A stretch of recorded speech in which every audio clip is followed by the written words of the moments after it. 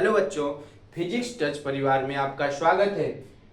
आज हम पढ़ेंगे काइनामेटिक्स। काइनामेटिक्स जो आप कह सकते हैं एक चैप्टर या फिर एक यूनिट है हमारे क्लास 11th में, जहाँ पे हम पढ़ते हैं मोशन के बारे में। जिस प्रकार आप पढ़े हैं पिछली कक्षा में या फिर किताबों में, जहाँ पे आप पढ़ते हैं इलेक्ट्रोमैग्नेटिक का जहाँ आपको नाम सुनाई देता है, आपके दिमाग में क्या चलने लगता है? मैग्नेट के बारे में। उसी प्रकार आप जहां पर इलेक्ट्रोस्टैटिक का नाम सुनते हैं, आपके माइंड में क्या चलने लगता है? चार्ज, इलेक्ट्रिक करंट वगैरह आपके दिमाग में आने लगता है। ऑप्टिक्स का जहां नाम सुनते हैं तो आपको लेंस, मिरर और लाइट के बारे में आपके दिमाग में आ जाता है। उसी प्रकार यहाँ पे अगर हमारे दिमाग में मोशन से रिलेटेड चीजें आती हैं तो उसको हम किस में पढ़ते हैं? काइनामेटिक्स में।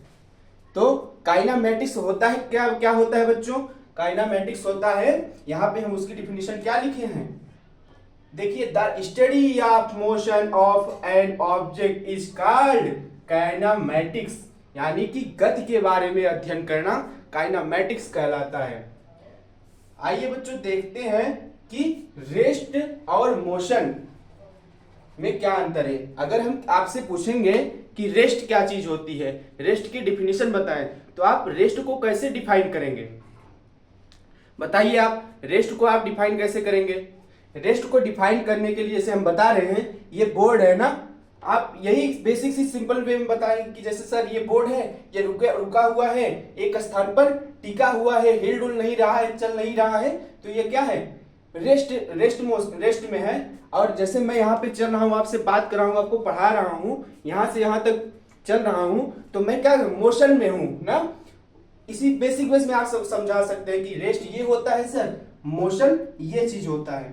तो रेस्ट की डिफिनीशन होती है क्या बच्चों? रेस्ट की डिफिनीशन हो गई, रेस्ट की डिफिनीशन निकल के आती है आपकी किससे? रेस्ट की डिफिनीशन निकल के आती है आपकी पोजीशन से। पोजीशन मतलब स्थिति ना, जगह, यानी कि जहां पे पोजीशन चेंज ना हो, position does not change, position does not change with respect to किसके? टाइम के, यानी कि जो स्थिति हो समय के सापेक्ष ना चेंज हो। टाइम बीतता जा रहा है, वो वस्तु वहीं की वहीं पड़ी है, उसके स्थान में कोई परिवर्तन नहीं हुआ है, तो वो क्या कहलाएगी? वो रेस्ट में कहलाएगी। उसी प्रकार मोशन क्या होता है? मोशन होता है बच्चों कि कोई वस्तु है वो समय के साथ साथ क्या हो, अपना स्थान बदलता रहे। जैसे कि हमने बताया कि हम यहाँ पे चल रहे, देखिए अभी एक सेकंड पहले हम किसी और जगह पे थे और अभी कोई किसी और जगह पे हैं, तो ये क्या है? ये जो क्रिया हो रही है, एक्टिविटी हो रही है, ये मोशन कहलाती है। मतलब इसकी डिफिनीशन क्या होगी? पोजीशन, यहां पे डज नॉट चेंज था ना, यहां पे क्या होगा? Change, position change with respect to time, यानी कि समय के सापेक्ष स्थिति में परिवर्तन मोशन कहलाता है। यहाँ पे एक वर्ड में क्या है, कुछ अच्छा नहीं लग रहा है कि एक इशू आ रहा है यहाँ मोशन में। एक वर्ड वो है क्या? वो वर्ड है, जैसे कि एक एग्जांपल से आपको समझाते हैं ना। इमेजिन कीजिए कोई व्यक्ति है ना, कोई व्यक्ति है, वो शांति में एकदम रेस्ट में खड़ा हुआ है, उसके पोजीशन में कोई चेंजेस नहीं आ रहा है। इमेजिन कीजिए माइंड में, हम यहाँ पे दिखा नहीं सकते, तो क्या इमेजिन करेंगे? एक तो बच्चों देखिए, एक फिगर बना रहे हैं, आप इमेजिन करिएगा। हमको हंसी आ गई कि हमको फिगर बनाना नहीं आता। ये देखिए एक बच्चा है, बस पे बैठा हुआ है, बस चल रही है और बस जो है किसी नाव पे रखी गई है और नाव जो है आपकी पानी में है, और ये संपूर्ण जो सिस्टम बना हुआ है ये हमारे अर्थ पे है ना, ये चीजें अर्थ पे है। जैसे कि एक बच्चा है, वो बस पे बैठा है, बस जो है नाव पे रखी है, नाव पृथ्वी पे है। ठीक, तो आप ये बताइएगा कमेंट में कि ये बच्चा रेस्ट में है कि मोशन में। तो इसको इरेज करिए, उसके बाद हमको कमेंट बॉक्स में बताइएगा। आगे हम क्या पढ़ेंगे, आगे देखते हैं कि ये देख आप ऑब्जर्व करेंगे, एक शब्द यहां से निकल कर आ रहा है क्या, ऑब्जर्व। तो हमारी डिफिनीशन थोड़ी सी चेंज हो जाएगी रेस्ट की, और मोशन की डिफिनीशन यहां से चेंज हो जाएगी। जो हम बताए थे कि रेस्ट और मोशन में एक वर्ड का क्या है, इशू है, वो क्या है, ऑब्जर्व। ऑब्जर्व कर रहे हैं ना कि एक लड़का है, बस पे बैठा है, बस नाव पे रखी है, नाव जल में चल रही है, और ये पूरा सिस्टम जो बना हुआ है हमारे अर्थ पे है। तो यहां से डिफिनीशन क्या बनेगी, position change, position does not change with respect to time. एक वर्ड और आ जाएगा क्या, with respect to, with respect to observer. Observer मतलब देखने वाला। और मोशन में क्या हो जाएगा, सेम मोशन में हो जाएगा position change, position change with respect to time, with respect to time, और किसके, with respect to observer, with respect to observer. Observer मतलब बताया क्या, जो उस सब सिस्टम को देखता है उसको क्या कहते हैं, ऑब्जर्वर कहते हैं। जैसे कि हम आगे क्या पढ़ेंगे, आगे देखिए क्या बता रहे हैं, ये ऑब्जर्वर, यहां से ऑब्जर्वर का मीनिंग निकल के आया कि देखने वाला। जैसे कि एक कोऑर्डिनेट एक्सिस होता है जो पोजीशन बताता है, जैसे कहते हैं frame of reference. Frame of reference क्या है, ऑब्जर्व करने की एक तो कोऑर्डिनेट जैसे होता है, वैसे फ्रेम ऑफ रेफरेंस आपका होता है, जो कि एक्स और वाई और जेड प्लेन में होते हैं। ये देखिए, जैसे कि मैं यहाँ पे खड़ा हुआ हूं,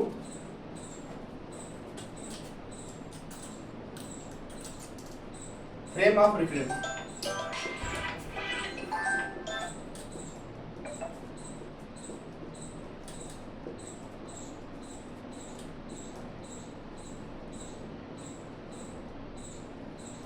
ये देखिए एक्स वाई और क्या जेड, ये कोऑर्डिनेट एक्सिस है, फ्रेम ऑफ रेफरेंस। जैसे कि मैं ये खड़ा हुआ हूं, मेरे ऊपर क्या कर दीजिए, आप कोऑर्डिनेट एक्सिस बना दीजिए, और ये जो बीच का पार्ट है ये हो गया क्या, ओरिजिन। उसी प्रकार कहाँ पे क्या होता है फ्रेम ऑफ रेफरेंस में, फ्रेम ऑफ रेफरेंस एक जरिया होता है किसी वस्तु को दिखाने का।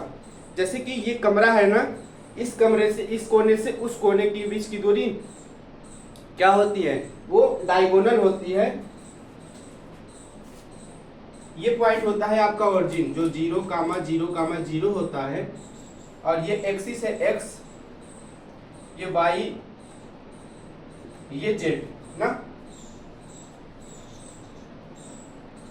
तो यहाँ पे हमने एक लाइन लिखी है, beauty lies in the eyes of the beholder, यानी कि जो सुंदरता होती है वो लोगों के आंखों में होती है, ना कि व्यक्ति में होती है। तो फ्रेम ऑफ रेफरेंस, ये बता रहे थे फ्रेम ऑफ रेफरेंस क्या होता है।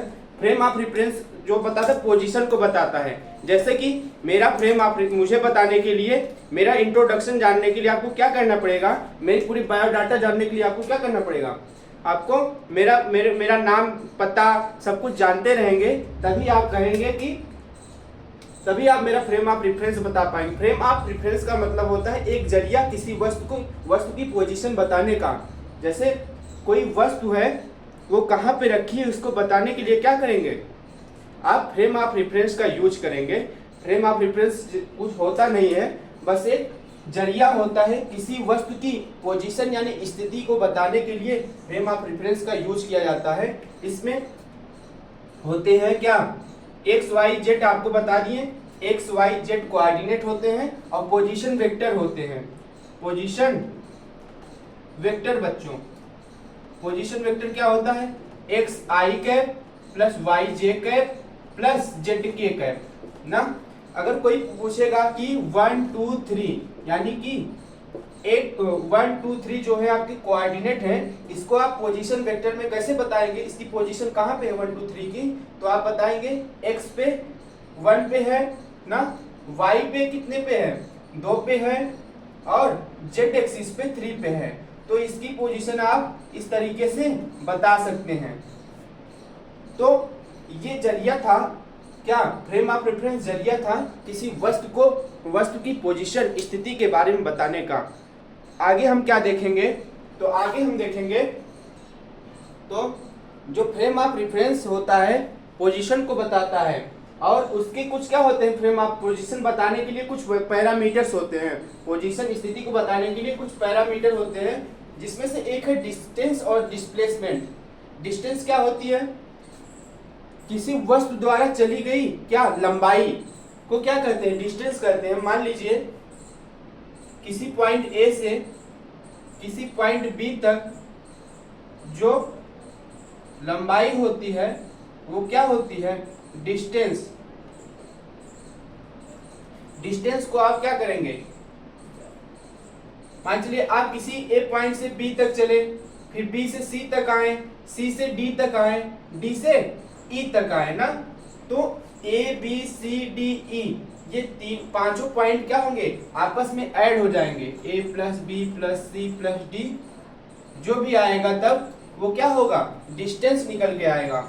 और डिस्प्लेसमेंट क्या चीज होती है बच्चों, डिस्प्लेसमेंट होती है शॉर्टेस्ट डिस्टेंस जो होती है वो डिस्प्लेसमेंट होती है, यानी कि छोटी दूरी ना। जैसे कि आप डिस्टेंस में यहां से यहां तक आने के लिए क्या किए, कई जगह से होते हुए यहां तक पहुंचे, लेकिन डिस्प्लेसमेंट क्या होगा, मान चलिए कोई पॉइंट ए है, उसको बी तक गया, ई तक गया मान चलिए, तो उसको एक तरीका मिल गया कि छोटा शॉर्टेस्ट यानी कि शॉर्ट पाथ मिल गया, छोटा रास्ता मिल गया।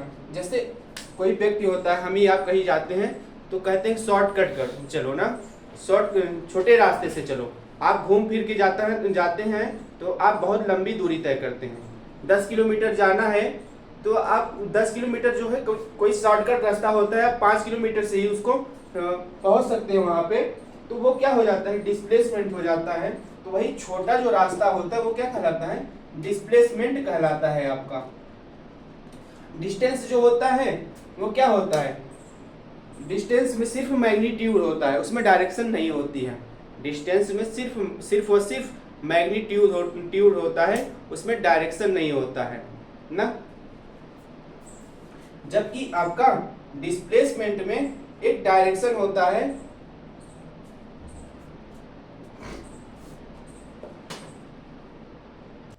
जैसे कि गूगल मैप होता है, गूगल मैप में आप लोग देखते होंगे, जैसे दिल्ली से आगरा तक आप लोग उसमें गूगल मैप पे डालते हैं तो उसमें कई सारा रास्ता दे देता है ना।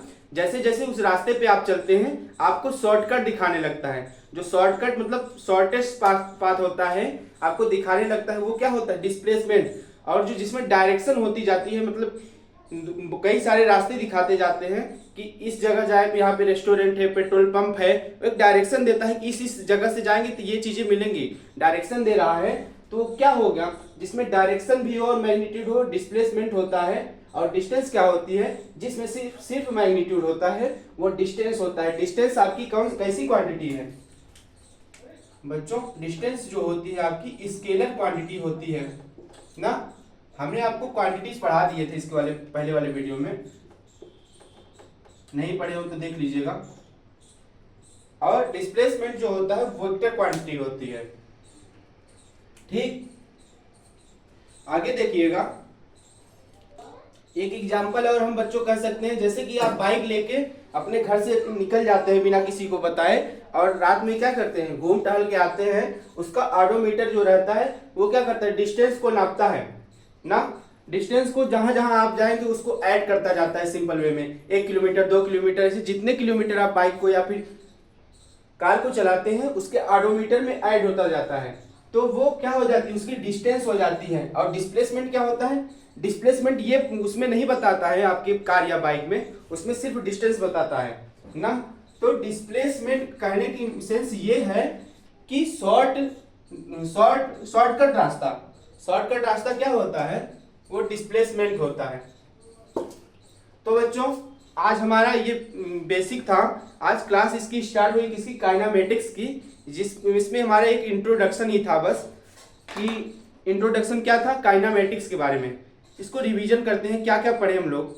तो इंट्रोडक्शन में यही था कि जैसे कई चीजें, कई चैप्टर होते हैं, ऑप्टिक्स है, आपका इलेक्ट्रोमैग्नेटिक्स है, इलेक्ट्रोस्टैटिक्स है, इन सब चीजों के बारे में पढ़ते हैं। तो जहाँ इलेक्ट्रोस्टैटिक है, चार्ज पढ़ रहे हैं, लाइट में क्या पढ़ रहे हैं, वेव वगैरह पढ़ रहे हैं, तो उसी प्रकार जहाँ पे मोशन पढ़ रहे थे वो काइनामेटिक्स कहलाया। काइनामेटिक्स क्या होता है, काइनामेटिक्स होता है मोशन का जहाँ अध्ययन किया जाता है, वो चीजें बताएं।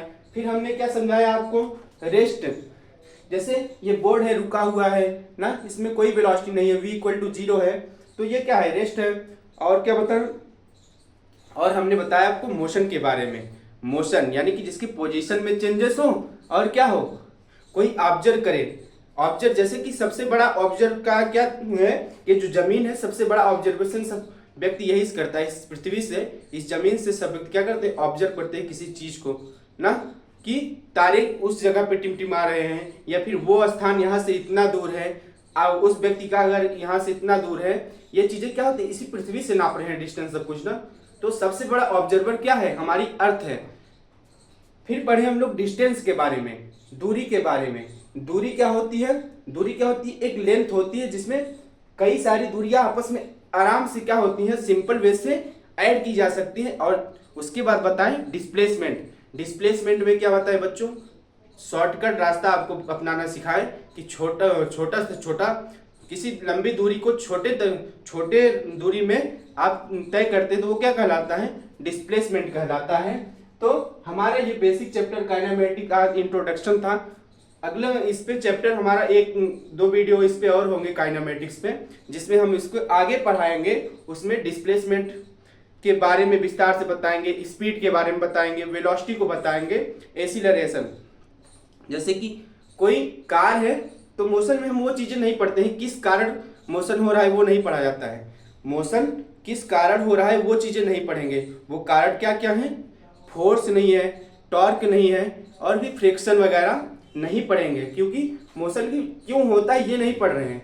मोशन जब हो जाता है, मोशन होने स्टार्ट होता है तो उसके बारे में पढ़ते हैं। जैसे क्या होता है, डिस्टेंस होता है, डिस्प्लेसमेंट होता है, एक्सीलरेशन वगैरह होते हैं, तो वो चीजें पढ़ेंगे। तो बच्चों हमारी वीडियो आज की यहीं तक है। काइनेमेटिक्स का इंट्रोडक्शन आगे का आप लोग पढ़ के आइएगा। आज की क्लास बस यहीं तक रहेगी, मिलेंगे नेक्स्ट क्लास में, तब तक के लिए जय हिंद।